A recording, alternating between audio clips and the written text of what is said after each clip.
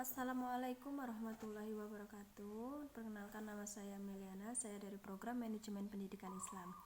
Baik, di sini saya akan membahas mengenai perencanaan kurikulum. Sebelum itu, yang saya hormati kepada Ustadz Dr. Darul Abror MPDI selaku pengampu mata kuliah dari Manajemen Kurikulum. Baik, selanjutnya langsung saja kita bahas mengenai perencanaan kurikulum. Nah, jadi di sini ada pengertian perencanaan kurikulum. Apa sih perencanaan kurikulum? Pasti belum tahu ya mengenai perencanaan kurikulum. Dan ada pun gambaran sedikit mengenai perencanaan kurikulum. Jadi perencanaan itu apa sih? Nah, perencanaan itu di dalamnya terdapat ada konsep, proses, dan juga pembuatan perancangan.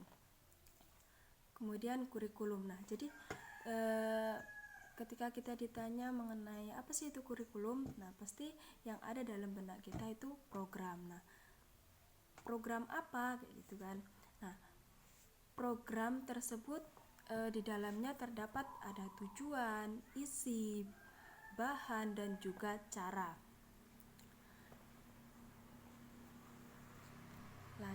Selanjutnya unsur-unsur dari perencanaan kurikulum. Nah, di sini unsur-unsur dalam perencanaan kurikulum yang pertama ada sejumlah kegiatan yang telah ditetapkan sebelumnya. Nah, jadi kan sebelum kita merencanakan perencanaan kurikulum di tahun selanjutnya itu kan pasti sudah ada perencanaan kurikulum tahun yang sesudahnya. Nah, di situ kita tetapkan apakah ada yang ingin dirubah atau tidak. Kemudian adanya proses. Yang ketiga, hasil yang ingin dicapai. Terus yang keempat, menyangkut masa depan dalam waktu tertentu. Itu menyangkut tentang perkembangan kepada peserta didiknya itu seperti apa.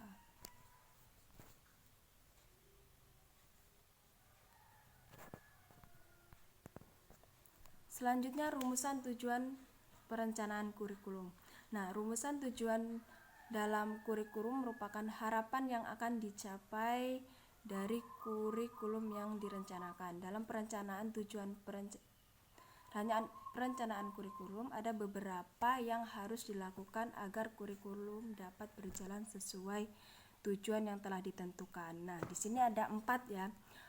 Perumusan tujuan dari kurikulum. Yang pertama itu ada prosedur, kedua ada programming, yang ketiga ada schedule, yang keempat ada budgeting. Nah, apa sih itu prosedur? Nah, prosedur itu merupakan tahap-tahap dalam perencanaan, pelaksanaan, dan juga evaluasi kurikulum. Kemudian programming. Nah, programming itu program pemrograman dalam kurikulum.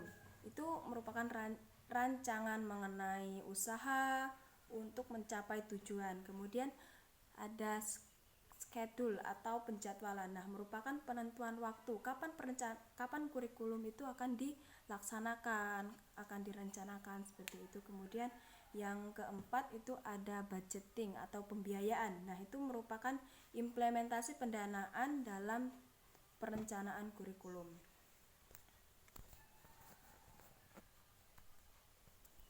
Selanjutnya ada rumusan isi kurikulum. Nah, di sini rumusan isi kurikulum dapat disebut dengan rencana pelaksanaan pembelajaran atau RPP yang mencakup yang pertama ada data sekolah, mata pelajaran, dan kelas atau semester. Kemudian yang kedua ada materi pokok, yang ketiga ada alokasi waktu, yang keempat tujuan pembelajaran, kompetensi dasar atau KD, dan indikator pencapaian kompetensi. Yang kelima itu ada materi dan metode pembelajaran. Nah, materi dan juga metode pembelajaran itu yang sangat penting ya. Jadi bagaimana dalam pengembangan peserta didik itu harus ada cara pembelajaran agar siswa itu dapat mudah mengerti. Kemudian yang keenam itu ada media, alat, dan juga sumber belajar. Nah, di sini medianya itu seperti apa? Kayak papan tulis itu, terus papan tulis itu kan media, terus ada HP yang sudah canggih itu, terus alat itu seperti proyektor. Nah, itu untuk menunjang berjalannya pembelajaran. Kemudian sumber belajar itu seperti buku,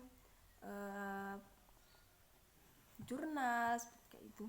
Terus yang ketujuh langkah-langkah kegiatan pembelajaran, dan yang kedelapan itu adalah penilaian. Jadi penilaian itu adalah hasil akhir atau evaluasi dari kegiatan pembelajaran. Selanjutnya ada landasan perencanaan kurikulum.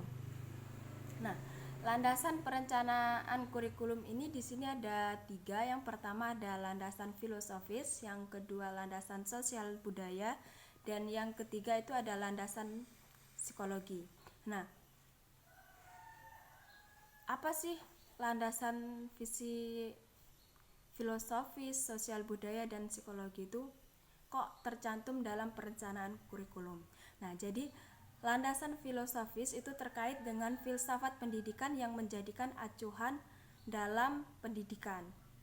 Nah, jadi dalam pendidikan itu landasan filosofis itu sangat penting karena sebagai pedoman dan juga acuan dalam pendidikan yang sesuai dengan visi misi dalam suatu lembaga pendidikan tersebut. Kemudian yang kedua itu sosial budaya.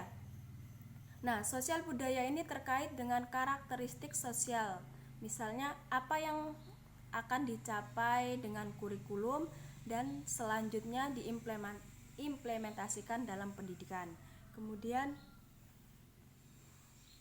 yang ketiga itu landasan psikologi. Nah, landasan psikologi ini menyangkut mengenai tentang perencanaan kurikulum. Perencanaan kurikulum harus mengacu kepada taraf perkembangan, pematangan, dan juga kemampuan peserta didik. Kan nggak mungkin ya jika misalnya perencanaan kurikulum di SD. Nah, kita tidak menggunakan landasan psikologi.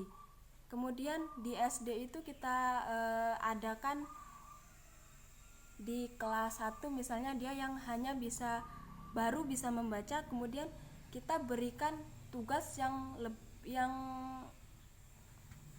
tingkat kemampuannya itu belum bisa. Nah, itu sudah menyalahi dari perencanaan kurikulum, yaitu landasan psikologi ya.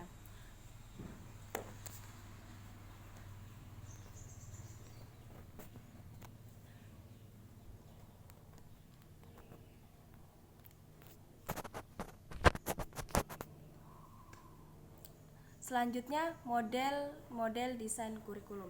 Nah, di sini model desain kurikulum itu ada 3. Yang pertama ada model perencanaan, yang kedua ada model implementasi, dan yang ketiga ada model evaluasi.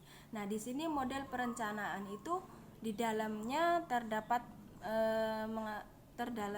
di dalamnya itu ada fokus kurikulum dan juga organisasi kurikulum. Kemudian yang kedua model implementasi. Nah, di dalamnya itu terdapat pendekatan implementasi dan juga inovasi model. Nah, apa sih inovasi? Nah, inovasi itu adalah sebuah pengenalan, penemuan atau pembaharuan terhadap kurikulum. Yang misal sebelumnya kita menggunakan sistem pembelajaran yang bukan K13, terus sekarang menggunakan yang K13 seperti itu. Kemudian yang ketiga itu ada model evaluasi. Nah, di sini model evaluasi ada 4 ya. Yang pertama ada disrepensi evaluasi model. Kemudian ada kontingensi kongruensi model. Kemudian ada CHIPS model, atau terus yang terakhir ada EPIS model. Nah, apa sih itu disrepensi evaluasi model? Nah, itu adalah perbandingan pelaksanaan dengan standar kurikulum ya. Kemudian Apa sih itu dari kontingensi kongruensi model? Nah, itu menilai kesesuaian antara rancangan pelaksanaan dan hasil ideal dengan nyata atau teramati. Nah, yang ketiga ada CIPP model. Apa sih itu CIPP model? Nah, itu adalah penilaian berdasarkan komponen. Nah, dalam komponen itu terdapat ada konteksnya seperti apa, input, proses, dan juga produknya. Yang keempat itu EPIC atau evaluasi program for inovasi kurikulum. Nah, jadi yang terakhir ini bagaimana pengevaluasian program mengenai inovasi kurikulum.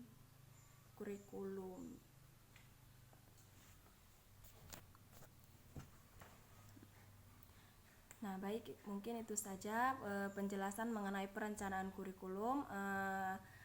Apabila ada kata-kata yang salah, saya mohon maaf, dan kepada Allah saya mohon maaf.